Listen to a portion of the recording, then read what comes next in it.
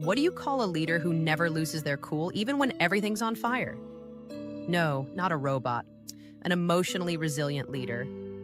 In a world where pressure is constant and challenges show up daily, emotional resilience isn't just a nice to have, it's your quiet superpower.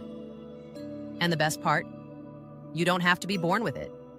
It's something you build, one small habit at a time. Let's start here.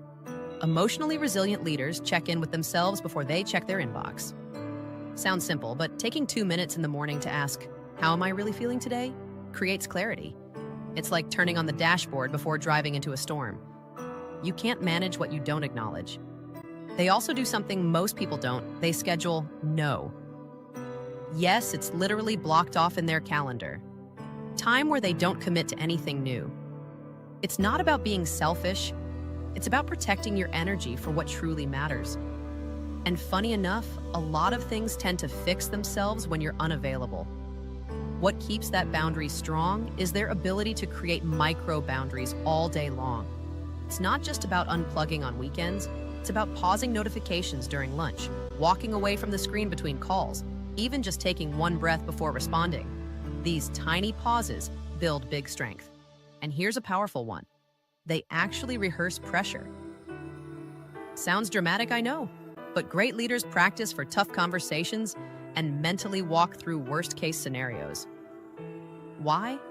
Because when real challenges hit, their brain goes, "Oh, we've been here before." That recognition changes everything. They also move, but not to hit a step count.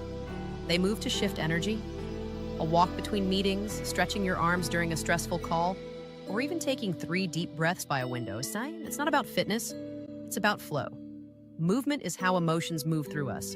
Another thing you'll notice? They don't rush to fill silence. Silence becomes a power move. It gives them time to think, to breathe, and to lead with intention instead of impulse. Try pausing just 3 seconds before responding to a tough question. It might feel awkward, but it looks like calm confidence. Now, they're not chasing perfection either. They celebrate progress. Maybe today was chaotic, but they handled it better than last Tuesday. That's what matters. Growth, progress, a sense of forward movement.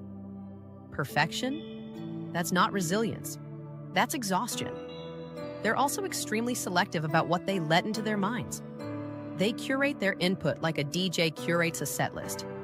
No doom scrolling before 9 a.m. No chaotic group chats in the middle of deep work. What you consume shapes what you can handle.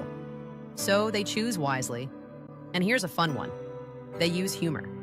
Not in a performative way, but to release tension, to reset energy in a room, or to let a team know, "Hey, we're okay. We can handle this." One well-timed laugh can do more than a full productivity hack, even if, say, the coffee machine just exploded.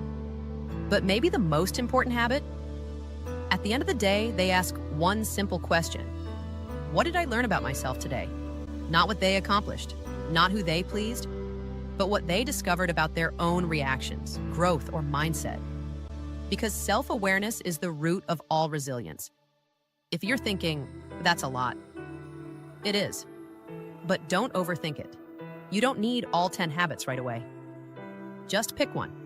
Start with the morning check-in, or the 3-second pause, or the 30-second stretch between Zooms. That's how emotional resilience is built, not overnight, but over time. So, which one will you try first? And hey, if this sparked something for you, give it a like and hit subscribe. It helps us reach more leaders like you who are ready to lead from a place of strength, calm, and clarity.